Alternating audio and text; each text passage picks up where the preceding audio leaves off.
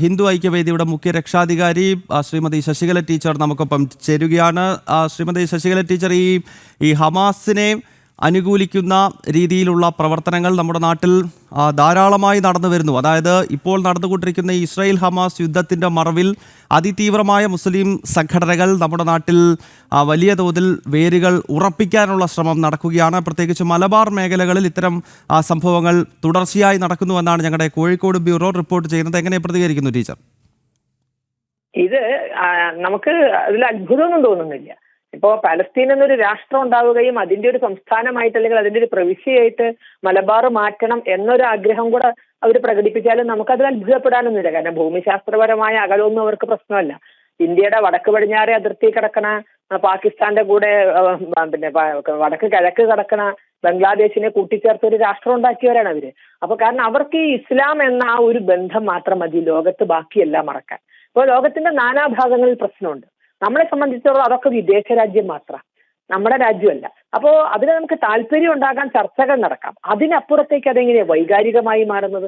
ലോകത്തിന്റെ പല ഭാഗങ്ങളിലും പട്ടിണി മരണങ്ങൾ നടക്കുന്നുണ്ട്, ആഭ്യന്തര പ്രശ്നങ്ങളും മൂലം പല വിഷയങ്ങൾ. കാരണം പട്ടിണി അല്ലെങ്കിൽ മരണമാകാം, കൊലപാതകമാകാം, ഇതൊക്കെ ലോകത്തിന്റെ പല ഭാഗങ്ങളിലും നടക്കുന്നു. പക്ഷെ അതൊന്നും ഈ കേരളത്തിൽ ഒരിറ്റ് കണ്ണുനീര് ഒഴിപ്പിക്കുന്നില്ല, ആർക്കും ഒരു ചർച്ച പോലും ആകുന്നില്ല. അപ്പൊ അതിനേക്കാളൊക്കെ വലിയ പ്രശ്നമായിട്ട് എങ്ങനെയാണ് പലസ്തീൻ മാറുന്നത്? അപ്പൊ പലസ്തീനിലുള്ളത് മുസ്ലിങ്ങളാണ്. ഇപ്പൊ മറ്റു പല ഈ ആഭ്യന്തര കലാപങ്ങളുള്ളിടത്തൊക്കെ ഇവർ തന്നെയാണ് അതിന്റെ മുന്നിൽ നിൽക്കുന്നത്. പക്ഷെ ഇവിടെ വിഷയം അവരുടെ കിതാബിൽ പറഞ്ഞിട്ടുള്ള ശത്രുക്കളായ ജൂതന്മാരുമായിട്ടാണ് ഈ വിഷയം. അതുകൊണ്ടാണ് ഇത്ര വൈകാരികമാകുന്നത്. അല്ലാതെ ഇസ്ലാമിക രാജ്യങ്ങളിൽ പലയിടത്തും പ്രശ്നമുണ്ട്. നമുക്കറിയാം, സൗദി പോലും ഭീകര ആക്രമണങ്ങൾ നേരിട്ട സന്ദർഭങ്ങൾ ഉണ്ടായിട്ടുണ്ട്. അവിടെ പോലും അത്ര സുരക്ഷിതമല്ല എന്നൊക്കെ നമുക്കറിയാം. മക്ക പോലും ആക്രമിക്കപ്പെട്ട സാഹചര്യം ഉണ്ടായിട്ടുണ്ട്. അതാണ് ഇസ്ലാമിക ഉമ്മത്ത് എന്നൊക്കെ പറയുമ്പോഴും മക്ക പോലും ആക്രമിക്കപ്പെട്ട സംഭവങ്ങൾ ഉണ്ടായിട്ടുണ്ട്. പക്ഷെ ഇവിടെ വിഷയം ഇത് വൈകാരികമാകുന്നത് ഈ കിതാബി പറഞ്ഞ ഏറ്റവും വലിയ ശത്രുക്കൾ ജൂതന്മാരാണ്. ഏറെക്കുറെ ആ സ്റ്റാറ്റസ് ഹിന്ദുക്കൾക്കും കിട്ടും തോന്നുന്നുണ്ട്. അപ്പൊ അതുകൊണ്ട് തന്നെ ആ ജൂതന്മാർക്കെതിരെയുള്ള ഒരു യുദ്ധത്തെ അവർക്ക് വിശുദ്ധ യുദ്ധമായി, ജിഹാദായി, അവരത് അവസാന ജൂതനും ഇല്ലാതാവുന്നത് വരെ പോരാട്ടം തുടരേണ്ടവരാണ് അവര്.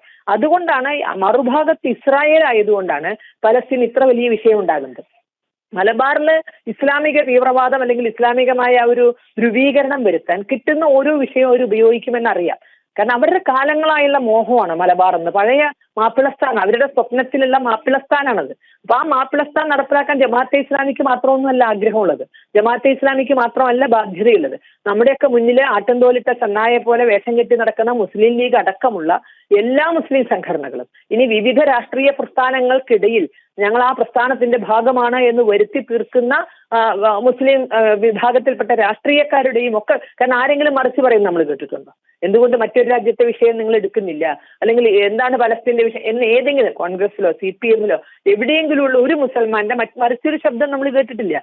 അപ്പൊ ഇത് കിതാബിനനുസരിച്ചുള്ള ഒരു വിശുദ്ധ യുദ്ധമാണ് എന്നതുകൊണ്ടാണ് ഇതുപോലുള്ള കാട്ടിക്കൂട്ടലുകൾ നടക്കുന്നത്. ഇവിടെ ഇതിന്റെ ഏറ്റവും വലിയ കുറ്റവാളികൾ എന്ന് പറയുന്നത് ഇതിന്റെ ന്യായാന്യായങ്ങൾ അറിഞ്ഞിട്ടും ഒരു പിടി വോട്ട് കിട്ടാൻ വേണ്ടി ഇതിനോടൊക്കെ ഒപ്പം നിൽക്കുന്ന ഇവിടുത്തെ മുഖ്യധാര രാഷ്ട്രീയ പാർട്ടികൾ. അവരാണ് ഈ നാടിനെ വഞ്ചിക്കുന്നത്. മറ്റൊരു നമ്മൾ മറിച്ചൊന്നും പ്രതീക്ഷിക്കുന്നില്ല. അവരെ ഇതേ ചെയ്യുള്ളൂ എന്ന് നമുക്കറിയാം. കാരണം അത് അവരുടെ വർഗ സ്വഭാവമാണ്. പക്ഷെ CPM-ന്റെയോ കോൺഗ്രസിന്റെയോ ഒന്നും വർഗ സ്വഭാവം അത് ആകരുതല്ലോ. അപ്പൊ ഒരു പിടി വോട്ടിന് വേണ്ടിയിട്ട് ഇവരെയൊക്കെ പിന്തുണയ്ക്കുകയും ഇവർ ചെയ്യുന്നതെല്ലാം കണ്ണും പൂട്ടി അംഗീകരിക്കുകയും ചെയ്യുന്നവർ നാളെ കാലത്തിന് മുന്നിൽ, അടുത്ത തലമുറയ്ക്ക് മുന്നിൽ ഉത്തരം പറയേണ്ടി വരും എന്നതിന് യാതൊരു സംശയവുമില്ല. കോൺഗ്രസ് അന്ന് ലീഗിന് വഴങ്ങിക്കൊടുത്തത് കൊണ്ടാണ് ഇന്ത്യ വിഭജിക്കപ്പെട്ടതും ഒരുപക്ഷെ ലക്ഷങ്ങളോ കോടികളോ നഷ്ടപ്പെടുന്ന വിധത്തിൽ, നമ്മുടെ ജനസംഖ്യ നഷ്ടപ്പെടുന്ന വിധത്തിൽ എണ്ണമറ്റ ദുഃഖവും ദുരിതവും ഒക്കെ ഉണ്ടായത് കോൺഗ്രസിന്റെ പ്രീണന നയമാണ്. കോൺഗ്രസ് വഴങ്ങിക്കൊടുത്തതുകൊണ്ടാണ്. ഇന്നും കോൺഗ്രസിന് അതിന്റെ പിന്നെ കുറ്റത്തിൽ നിന്ന് മോചിതരാകാൻ എത്ര കാലം കഴിഞ്ഞാലും ഇന്ത്യൻ നാഷണൽ കോൺഗ്രസ് ഇന്ത്യയുടെ സ്വാതന്ത്ര്യത്തിന് വേണ്ടി എന്തൊക്കെ ചെയ്തു എന്ന് പറയുമ്പോഴും വിഭജനം എന്ന മുറിവിനും ആ എണ്ണമറ്റ ദുരിതങ്ങൾക്കും അവരാണ് ഉത്തരവാദികൾ എന്ന സത്യത്തിന് അവർ ആൻസർ ചെയ്തേ മതിയാവുള്ളൂ. സ്വാതന്ത്ര്യം നമുക്ക് ലോകത്ത് ബ്രിട്ടന്റെ കീഴിലുള്ള എല്ലാ രാജ്യങ്ങളും സ്വതന്ത്രമായി.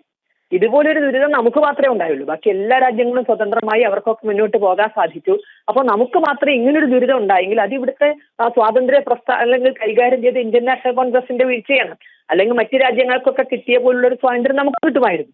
അത് ഈ വിഭജനത്തിലേക്ക് എത്തിച്ചത് ഇവരെ അനാവശ്യമായി നമ്മൾ കാല് നക്കുക എന്നത് അവിടെയാണ് നക്കിയത്. ഇസ്ലാമിക സംഘടനകളുടെ കാലോ മറ്റെവിടെയൊക്കെയോ നക്കിക്കൊണ്ട് രാജ്യവിഭജനത്തിന് അംഗീകരിച്ച ഇന്ത്യൻ നാഷണൽ കോൺഗ്രസ് ഇന്ന് ഇന്ത്യയുടെ ചരിത്രം പറയുമ്പോൾ വിവസ്ത്രമായി നമ്മുടെ മുന്നിൽ നിൽക്കുകയാണ്. ഇതേ ഗതികെട്ട അവസ്ഥ നാളെ കേരളത്തിന്റെ ചരിത്രത്തില് ഇവിടുത്തെ CPM-ഉം കോൺഗ്രസും നേരിടേണ്ടി വരും എന്നതുകൊണ്ടെങ്കിലും ഭാവി തലമുറകളെ വിചാരിച്ച് ഇതുപോലുള്ള തെമ്മാടിത്തരങ്ങളിൽ നിന്ന് അവർ പിന്മാറിയാൽ മാത്രമേ ഈ വിഷയത്തിന് ശാശ്വതമായ പരിഹാരം ഉണ്ടാവൂ.